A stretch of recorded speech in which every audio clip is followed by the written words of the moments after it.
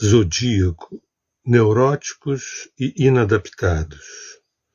Meu nome é Sérgio Seixas, do Grupo Terra de Rodar, e hoje eu queria trazer esse tema dos zodíacos, 12 arquétipos do zodíaco, de um lado os neuróticos e do outro lado os inadaptados. Mas antes, eu gosto de relembrar, quem quiser informações sobre o nosso retiro, sobre o medo, como lidar com os medos, né? Medo de quê? Agora no feriado, dia 15 de novembro, ou quem quiser também participar dos nossos grupos de trabalhos gratuitos no WhatsApp, chama-se Tornar-se Presente, da Terra de Rodar, entrar em contato com a Rosa no WhatsApp 21 98505 8500. Bem, quem acompanha o canal já viu que eu associo os 12 signos do zodíaco aos 12 arquétipos necessários para o processo de individuação ou por outra, do processo das pessoas se tornarem seres não divididos ou cada vez menos divididos, né? Sempre insisto que nós vivemos sob a égide de uma pedagogia da cisão, de uma maneira muito subliminar, vai entrando nos nossos poros toda uma educação e uma pedagogia da cisão que faz com que a gente cada vez se identifique mais com um dos lados da polaridade e o ódio acaba tomando conta, um desejo de destruição de outros, da diferença dos diferentes. Eu queria fazer esse percurso de uma maneira, quem sabe, objetiva, sobre os 12 arquétipos necessários para que a gente se individue, ou para que a gente se autorrealize, ou para, quem sabe, a gente possa viver uma iluminação, um despertar. Primeiro do ponto de vista neurótico, e depois do ponto de vista dos inadaptados, aqueles que ou se recusam a se adaptar a essa estrutura, né, duvidosa que a gente vive, ou se recusa ou tenta e não consegue, porque uma alma mais ampla, uma alma mais de estatura mais elevada tem dificuldade de se adaptar, como se fosse um corpo maior do que a própria roupa, né? A roupa que nos oferecem é menor do que a nossa própria alma, né? Vamos dizer assim. Mas do ponto de vista dos neuróticos, vamos fazer um percurso rápido sobre os 12 arquétipos. O primeiro, e quando eu falo de arquétipos, eu estou me referindo aos 12 signos do zodíaco e, obviamente, a maneira da gente lidar de uma forma desviada, da gente se desviar do aspecto luminoso de cada um desses arquétipos. No arquétipo número 1, no primeiro arquétipo, a gente poderia falar de egoísmo, autocentramento. Vocês vão ver que eu vou trazer um lado sombrio e depois eu vou trazer um lado luminoso. Tão luminoso que é mais fácil a pessoa ter dificuldade de se adaptar, né? E o que acaba nos cabendo não é se adaptar, mas é a gente construir um veio de acesso nesse mundo. Então, o primeiro arquétipo eu falaria do egoísmo, do autocentramento. O segundo arquétipo, sobre o apego, sobre acumular coisas. O terceiro arquétipo, muito em voga, é a dispersão. Eterna distração, uma grande dispersão, uma falta de foco naquilo que de fato é essencial.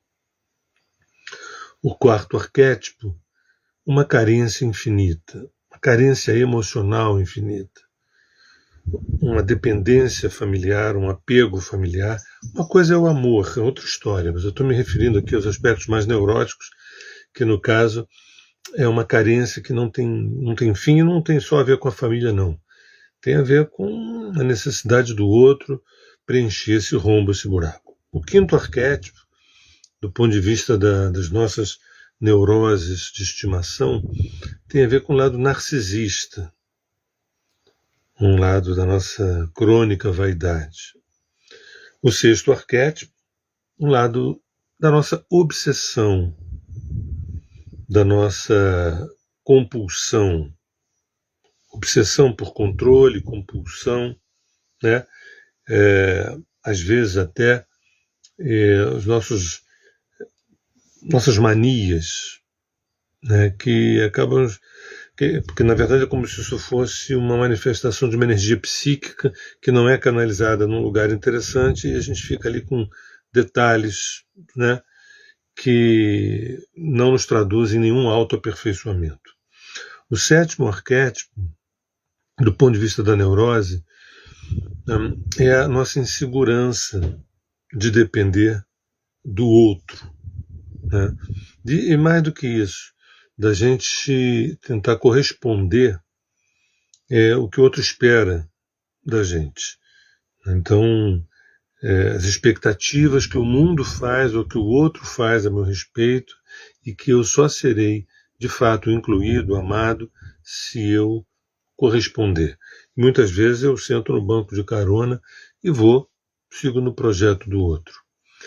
O oitavo arquétipo, do ponto de vista da gente lidar neuroticamente, né, é o medo do inconsciente, o nosso medo do inconsciente, o medo do escuro, o medo da morte, o medo do desconhecido, o medo daquilo que nos foge ao controle. E esse medo, ele pode ser absolutamente paralisante, né? E a tal ponto que esse oitavo arquétipo, numa relação nossa em desvio, ele pode trazer também aspectos de disfunções psíquicas, disfunções sexuais, disfunções instintuais. É como se nós tivéssemos o nosso bicho acuado, né? E nós não soubéssemos canalizar os nossos animais internos, os nossos instintos. O nono arquétipo, também do ponto de vista da neurose, da sombra, né, do arquétipo, é com a arrogância, com a prepotência, com o seu dono da verdade, né? Sair julgando todo mundo, né? Tomando a si como parâmetro. O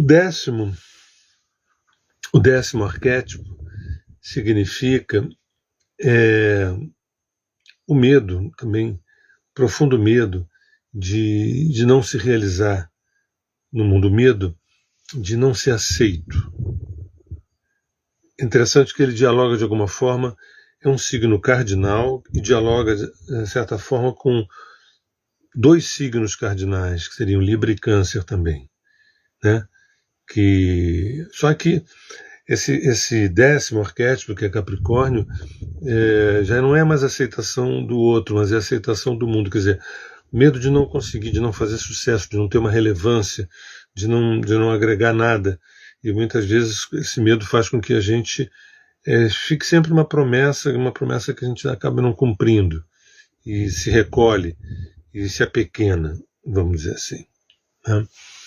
O décimo primeiro arquétipo, de uma maneira neurótica, é a frieza também, a distância, uma coisa absolutamente cerebral, né, absolutamente mental, e é como se contemplasse a humanidade numa distância, sem a organicidade do afeto, sem a organicidade do calor do abraço propriamente dito. Esse décimo primeiro, esse penúltimo arquétipo, tem uma certa recusa a se envolver com a humanidade. Pode amar a humanidade do alto do Olimpo, de algum outro lugar, mas não se envolvendo, né? E o 12º e último arquétipo, no sentido do nosso desvio, né, de lidar com ele, é o caos, a loucura, né? E a gente se perder, a gente se afogar no oceano da psique. E às vezes as drogas são companhias para a gente suportar essa realidade. Você repara, todo esse percurso que eu fiz começa com egoísmo, apego, dispersão, carência, narcisismo, obsessão, insegurança da aprovação do outro, medo da sua interioridade, do que vai encontrar na sua interioridade, arrogância, prepotência, né? Receio de não ser aceito socialmente, uma distância afetiva em relação ao entorno, uma frieza, né? E por fim, só me resta enlouquecer, porque eu não entendi nada dessa guirlanda de arquétipos, eu não entendi nada dessas 12 etapas para a gente se individuar. E agora eu queria fazer também, vou tentar fazer com alguma objetividade, talvez eu gaste um pouquinho mais de tempo, sobre esses 12 arquétipos do ponto de vista dos inadaptados. Lembrando que essa minha fala dos inadaptados tem uma adjetivação interessante, positiva.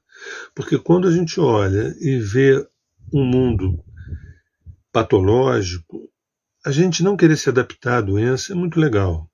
A gente não querer se adaptar a um conjunto de coisas que, no final das contas, ferem a saúde da minha alma, ferem a saúde da minha ética, né? A questão não é ficar apenas na inadaptação, assim, o que eu faço com isso? Né? Eu sempre gosto de falar que quando a gente está no Dharma, quando a gente está assim alinhado com o nosso projeto encarnacional, o mundo ele se adapta a você. E o mundo que eu me refiro não é o planeta Terra inteiro, não é isso não. Mas o teu mundo acaba se adaptando. Você consegue fazer com que aquele fluxo sombrio que te distrai, que te perturba, que te desassossega, que puxa o teu tapete, que leva a uma situação de escravidão, esse fluxo se submete a um fluxo maior, que é o fluxo de você ser um seguidor do Dharma, do Dharma, tanto o Dharma coletivo, o Dharma da humanidade, me refiro, quanto o Dharma pessoal. Né? Então, quando eu agora for descrevendo esses 12 arquétipos, dessas 12 contas, desse colar do processo de individuação, do processo de autorrealização, do processo de despertar, eu estou me referindo àqueles que não se adaptaram, mas eles nem sobreviveram. Eles vivem muito bem no caos, na desordem, na ordem, enfim.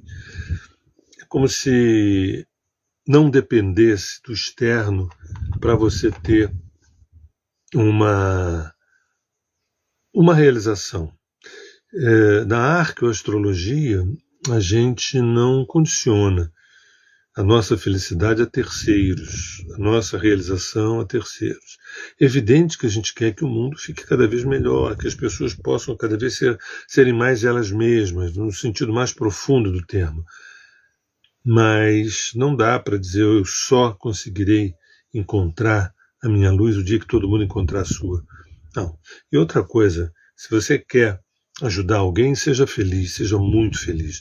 E nesse sentido eu não estou me referindo a nenhuma atitude narcísica ou egocentrada, não.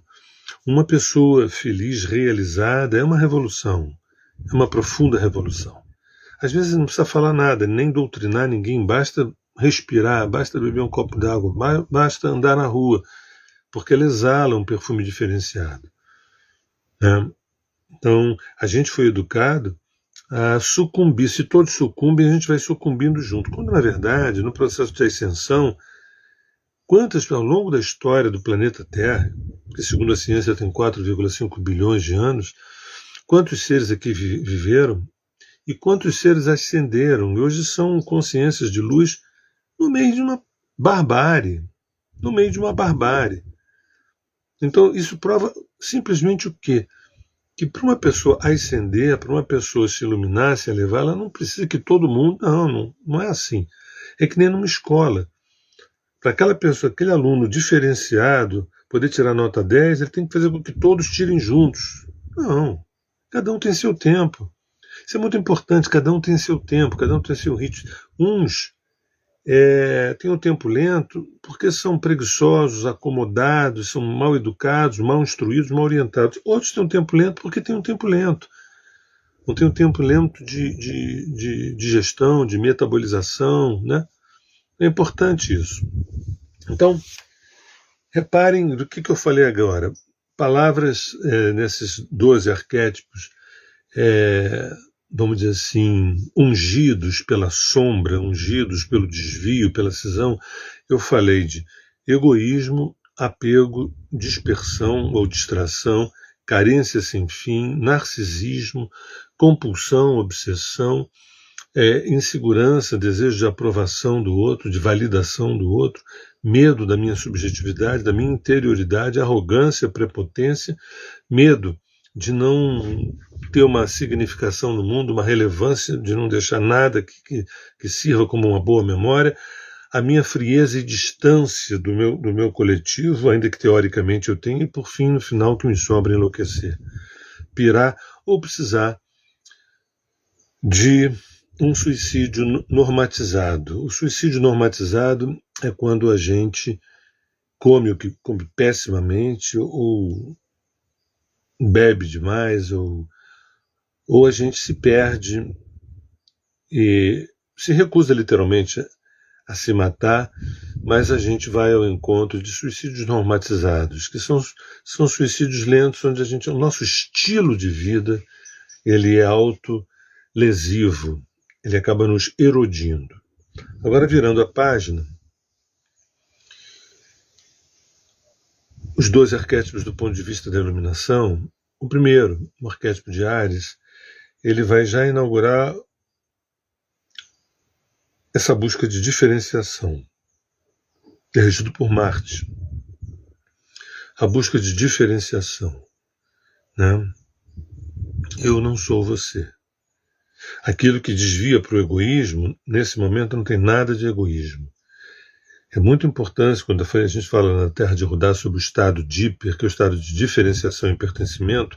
Você não consegue viver uma experiência de pertencimento se você não vive uma de diferenciação, de singularidade. E o primeiro arquétipo diz assim, olha, eu não estou mais na barriga da mãe. Eu não estou mais uno com ela. Começa um organismo independente.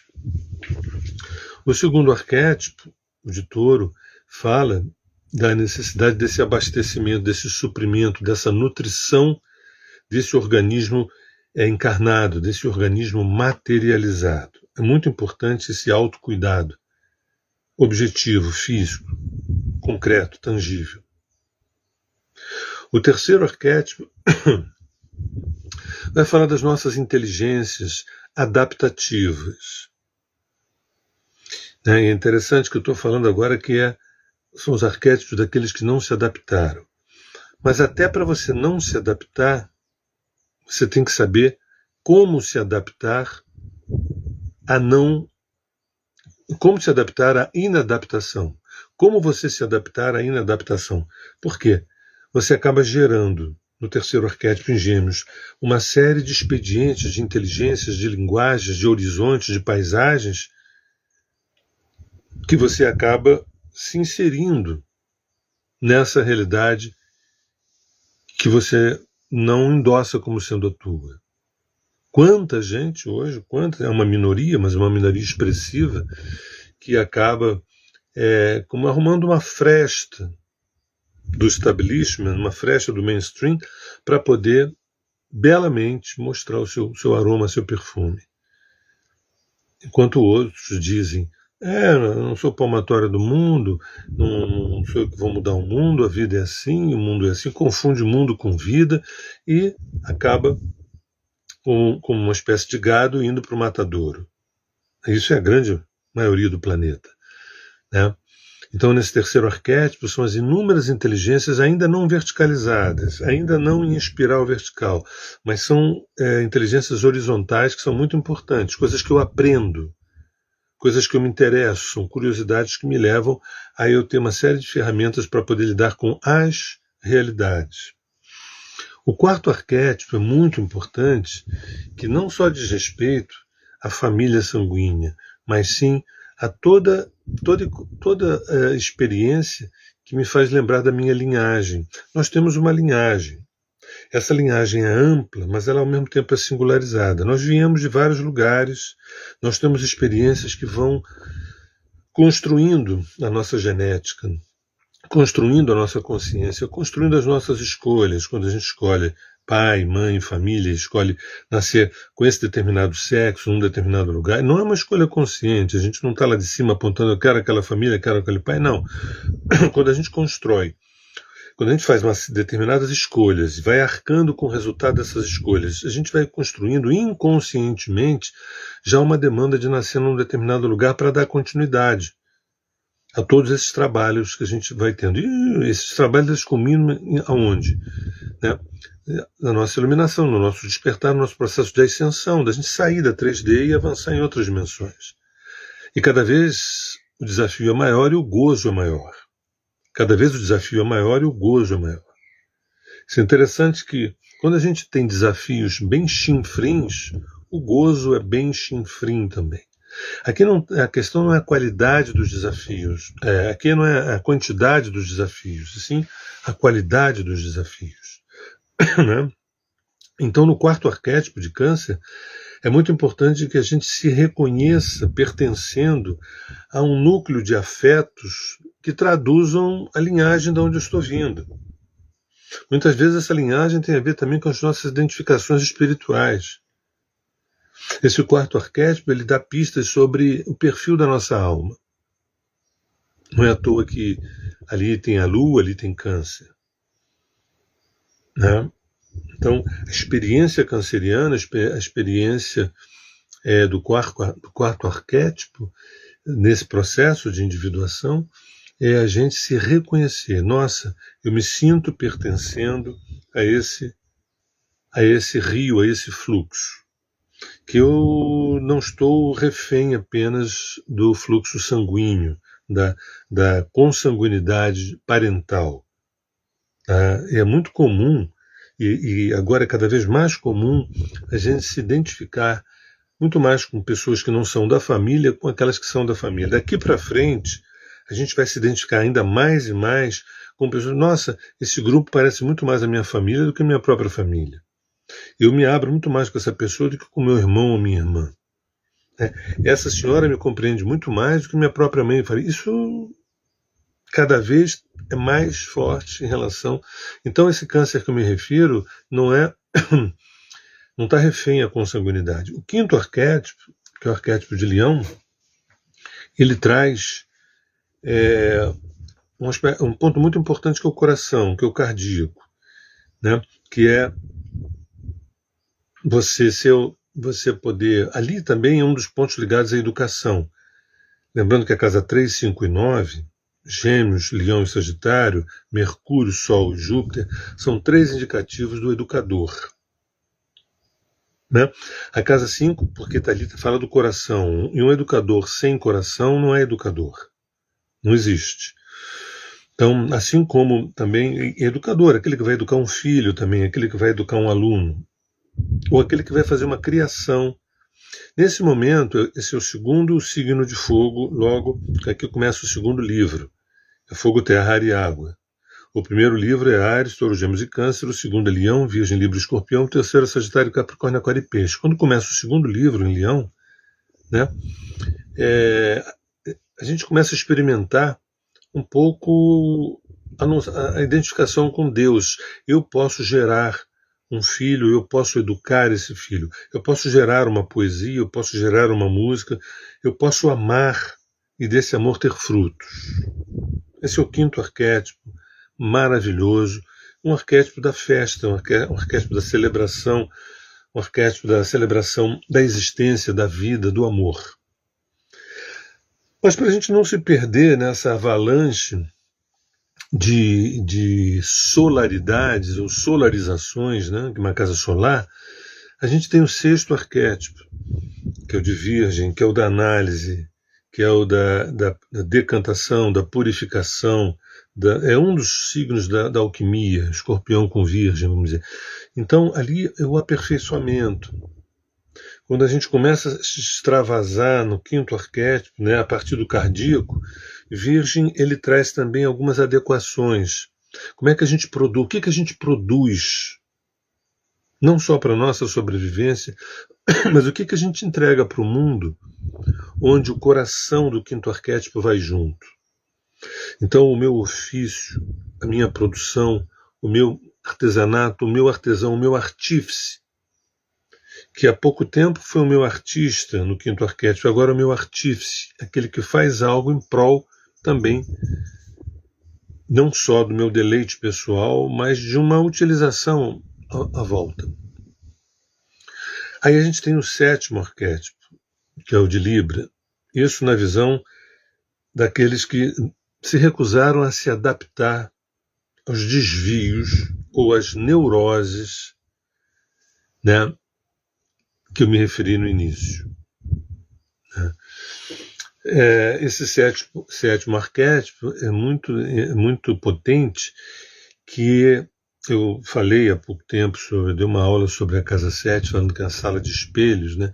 Na casa 7 é onde a gente tem os feedbacks. A gente escolhe relações, pessoas para viver experiências de intimidade com um objetivo inconsciente de que essa relação me devolvesse a mim. Num primeiro momento, tem um conceito que a gente usa na Terra de Rodar, que é o espelho-janela. A casa 7 ela começa como uma espécie de espelho, até que um belo dia ela se abre como uma janela. E a gente vai além daquilo que a gente vê a nosso próprio respeito. Porque no desvio, o quinto arquétipo é o lado narcisista. No sétimo, você pode querer projetar esse narcisismo no outro, né? Mas não é bem assim que a banda toca. O outro vai te dar forçosamente feedbacks difíceis, não só pelo que ele fala, mas para onde a relação está indo. Um exemplo simples, um exemplo bem curioso. Se você consegue ter uma relação onde você domina, controla, onde a pessoa te obedece, onde a pessoa faz tudo o que você quer, onde a pessoa não te contraria, vai dar tudo errado. Vai dar tudo errado. Não é isso que a tua alma quer. Nem o oposto, né? Que a pessoa te contrarie, que a pessoa se oponha a você, não. A casa 7 é que a pessoa, de uma maneira natural, expresse conscientemente e também inconscientemente aquilo que você veio aprender a seu próprio respeito. Né? Essa mandala dos 12 arquétipos, ela é para me nutrir enquanto eu me coloco como um ser também social. Eu me nutro enquanto indivíduo, enquanto ao mesmo tempo eu me coloco como alimento social. Eu preciso estar nutrido enquanto indivíduo para que eu me coloque e me oferende como alimento social. Nós somos alimentos sociais, né?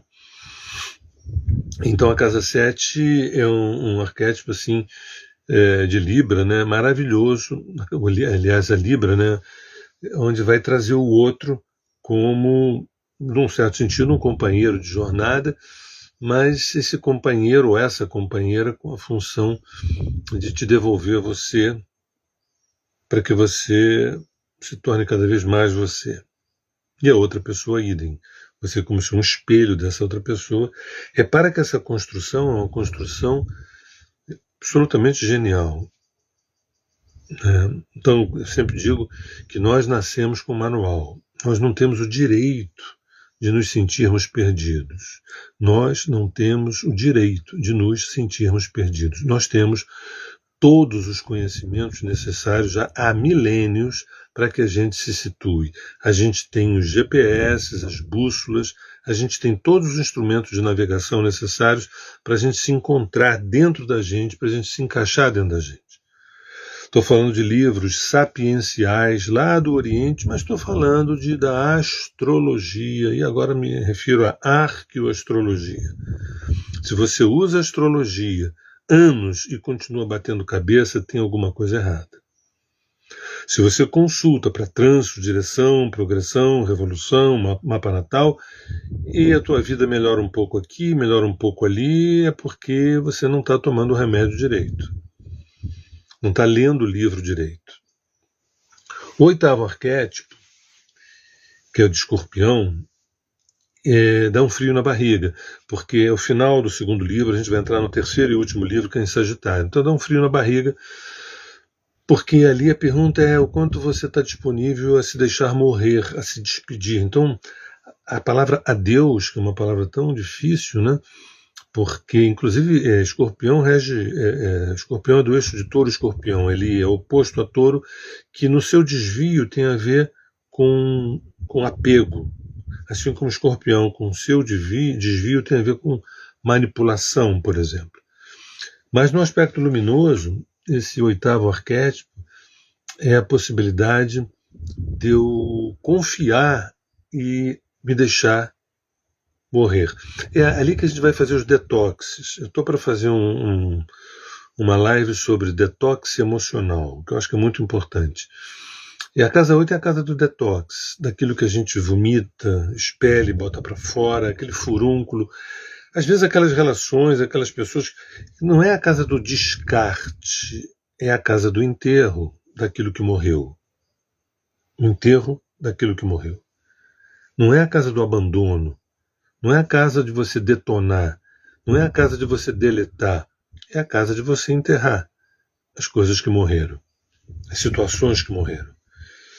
E repare que a coisa é tão maravilhosa que ao enterrar alguém, aquilo vira alimento para a Terra.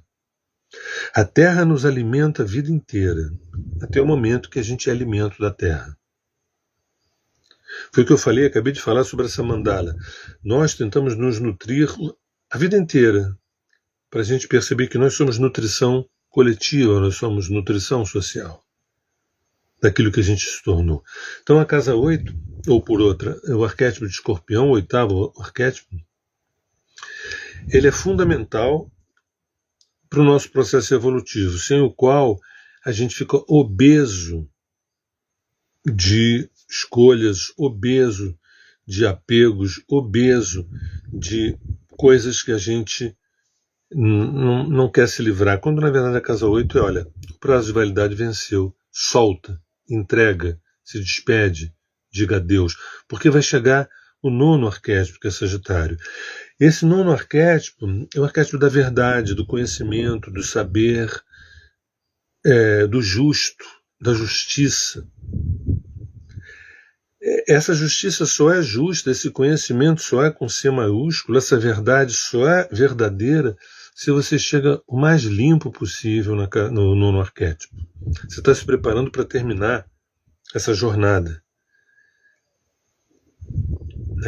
E se a gente fizesse o dever de casa direitinho, quem sabe, não sei, talvez não, mas a gente, numa encarnação, a gente poderia, talvez não se iluminar, mas avançar bastante. Nós somos repetentes, a gente repete de ano com muita frequência. Só que a gente não fica machucado, ferido narcisicamente com isso, que a gente não lembra. A gente chega nessa encarnação, não lembra da outra, dá a impressão que é tudo zerado, que eu estou começando agora. Isso nos protege, a nossa vaidade, mas na verdade não. Nós estamos aqui porque a gente está repetindo o ano. Quando você consegue tirar notas maravilhosas no processo evolutivo, você é um bye-bye, Terra. Existem lugares bem mais interessantes. Aqui é super interessante, mas existem lugares muito, muito mais interessantes. A gente ainda está aqui sob os efeitos da dualidade. Quanto mais a gente vai refinando, se utilizando, a gente vai diminuindo a dualidade. A ponto da gente ir ao encontro da nossa androgenia matricial. Então, o nono arquétipo de Sagitário, que lá na sombra eu falei sobre arrogância, o dono da verdade, prepotência, que significa quando do alto desce e de dentro emerge o Dharma, o caminho, a tua verdade, o teu caminho. Esse arquétipo é fundamental, porque o próximo, que é o de Capricórnio, que é o ponto mais elevado do mapa, a casa 10, lá em cima, o meio do céu, é quando a gente percebe que ao longo desse tempo todo nós fomos a obra. nós fizemos isso, construímos família, trabalhamos, me formei em engenharia, me formei em moda, viajei, estudei, falo 3 idiomas. Isso na melhor das hipóteses, né? Tem gente que passou a vida inteira tentando sobreviver, tentando no final do dia ter um prato de comida, no final do mês conseguir pagar alguma conta, né? Mas todos nós, independente da classe social, todos nós passamos por essa mandala alquímica, que vai de Áries a Peixes. Então, quando chega em Capricórnio, que é o décimo arquétipo, a gente precisa se sentir como obra. Fala assim, puxa, eu sou, sabe, aquela imagem da escultura se auto-esculpindo. Até um determinado momento você jura que você é o escultor que está esculpindo a escultura, e a escultura é teu filho, a escultura é tua esposa, a escultura são os teus funcionários, a escultura, quando na verdade isso é bobagem, é a escultura esculpindo a si própria. Eu costumo, às vezes, definir Deus como a criação criando enquanto se vê como criador, ou criadora, né? Quer dizer, a própria criação se autocriando, né? Se tornando criatura enquanto criador. A criação se tornando criatura enquanto criador. Do que alguém lá de cima, né? Ou a gente, olha o que eu fiz, olha o que eu criei, olha que não. Olha o que eu venho me tornando, olha o que eu venho me criando. Mas, Sérgio, você está falando uma coisa muito profunda, que é a mandala astrológica, é um manual da autorrealização, do despertar, da iluminação. E para isso que a arqueoastrologia foi criada, para insistir nessas digitais, nessas pegadas, nessas pistas. O 11º arquétipo, o penúltimo arquétipo de Aquário,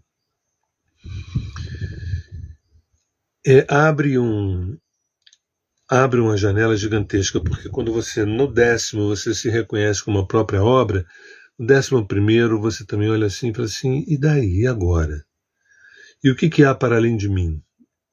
O que há para além dessa própria obra?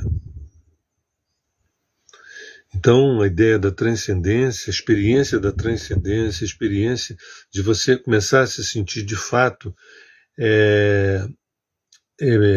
pertencendo à família estelar, à família cósmica, quando a ficha cai organicamente de que você nunca foi daqui, você está aqui de passagem e que você está retornando para lugares outros da onde você veio e que você morre de saudades.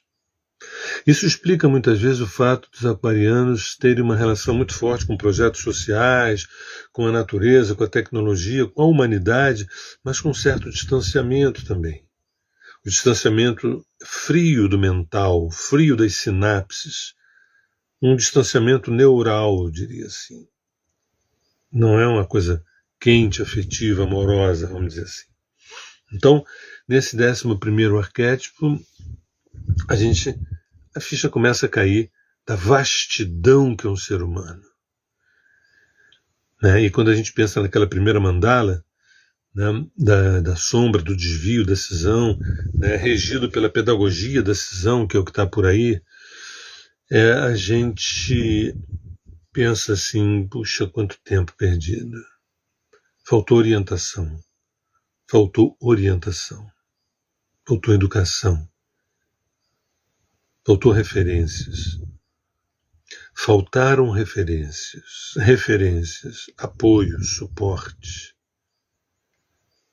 Meus pais foram até um determinado ponto, meus professores idem, os chefes de Estado, esses nem a gente fala, né? E por fim, o 12º arquétipo, o arquétipo de Peixes, é o grande silêncio, a experiência de retorno ao grande útero, porque agora você vai se preparar para um novo nascimento. Para a maioria de nós, reencarnar. Para uma minoria, preparar para uma ascensão. A experiência do 12º arquétipo de Peixes é a experiência da unidade, experiência de unidade. Que ela começa no quarto arquétipo com experiência de pertencimento, que é uma casa de água, um signo de água. Quando chega no último signo de água, que é peixe, é um pertencimento ao todo, uma experiência de unidade. Né? Bem, isso não é uma teoria, gente. Não tem nada de teoria. Isso é uma observação prática. Eu trabalho com astrologia desde 81. Comecei a estudar em 81 e muito rapidamente eu comecei a trabalhar com astrologia ininterruptamente. Se fizer as contas, são 43 anos. Eu, como um cientista da alma humana, no meu laboratório, eu tive milhares de experiências, não sei se 3, 4, 5, 6 mil ao longo desses 43 anos. E eu posso atestar que nosso apelo, a nossa demanda silenciosa do nosso inconsciente, não é nada daquilo que a gente fala. Né? O nosso silêncio está repleto de sabedoria. O nosso silêncio está repleto de um uivo da nossa alma em busca de retorno para casa. Sem precisar me referenciar a livros sapienciais de um antigo Oriente, eu posso dizer que a própria astrologia ela entrega tudo que a gente precisa para saber se relacionar com o dinheiro, com o trabalho, com a família, com os afetos, com a sexualidade, com Deus, com a espiritualidade. E não precisa de nenhuma religião. Não precisa absolutamente de nenhuma religião. A gente precisa de estar religados. Religados, sim. A gente precisa se religar, mas não de religião. A gente precisa de referências filosóficas, psicológicas e espirituais. A gente precisa de referências, de suportes, de estímulos, de alimentos. Os alimentos que nos são dados são de quinta categoria. A gente vive uma inanição anímica. A gente vive uma inanição da nossa alma. A gente está com muita fome. Fome de afeto, fome de amor, fome de evolução. E não vai ser pedindo com pires na mão que a gente vai conseguir. É através do conhecimento, com C maiúsculo. E a astrologia, ela entrega tudo que a gente necessita. É evidente que cada um tem o seu tempo de digestão. A coisa não é cartesiana, graças ao bom Deus. Chega um astrólogo iluminado e chega e mostra o caminho e no dia seguinte a pessoa se ilumina e se realiza. Não é assim, ainda bem que não é assim. Ainda bem que não é assim. Assim como se a gente tem uma carta náutica, não é o fato de a gente estar com a carta náutica que a gente já chegou no lugar. Não é o fato de a gente estar com o GPS que a gente já chegou no nosso objetivo. Não. A gente pode se perder mesmo com o GPS. Entrar em umas biroscas complicadas, difíceis, perigosas. Mas, sem GPS... Então é isso, gente. A gente nasce com um manual. E esse manual, do ponto de vista antropocêntrico e geocêntrico, é o caminho que o Sol faz em cada arquétipo, dizendo o seguinte: o Sol, que na alquimia é o ouro, que na psicologia profunda é o self, diz assim: vou caminhar este ano por Áries, Touro, Gêmeos, Câncer, Leão, Virgem, Libra, Escorpião, Sagitário, Capricórnio, Aquário e Peixes. Então, você que é todos esses arquétipos, observe, vivencie e leve às últimas consequências todos esses 12 arquétipos que, no final das contas, você se autorrealizou.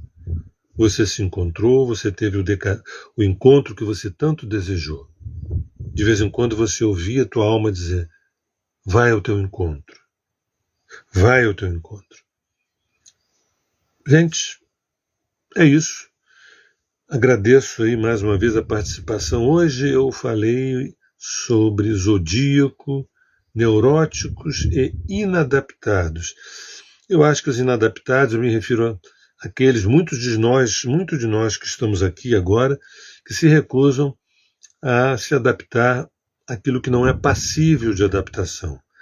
E na minha boca a palavra inadaptados não significam desajustados, significa, olha, eu me recuso a viver tais coisas, eu vou construir, já que existem bilhões de realidades, pelo menos eu conheço 8 bilhões de realidades nesse planeta, eu vou construir a minha realidade, e se ela for a expressão da minha essência, o mundo vai ter que se adaptar. O mundo à volta vai ter que se abrir para que eu passe com a minha celebração. Tá? A minha lógica aqui é outra, a lógica da arqueoastrologia é outra. Não é? Veja como o mundo funciona e procure se adaptar. Não. A lógica é: saiba quem você é, manifeste que o mundo se adapta a você. Nosso objetivo é fazer com que o mundo se adapte não ao teu ego, não àquilo que você deseja, mas àquilo que você é. O ser é soberano sobre o mundo. O ser é sinônimo de vida. O ser não é sinônimo de mundo. Ter é o sinônimo de mundo. Quando a gente tira o T e coloca o S, esse S da coluna, da espinha dorsal, da Kundalini, que se fala no ser, aí o mundo ele se rende. O mundo é um servo da vida. Beijo no coração, meu nome é Sérgio Seixas, do Grupo Terra de Rudá e também do aplicativo 639 de relacionamentos conscientes.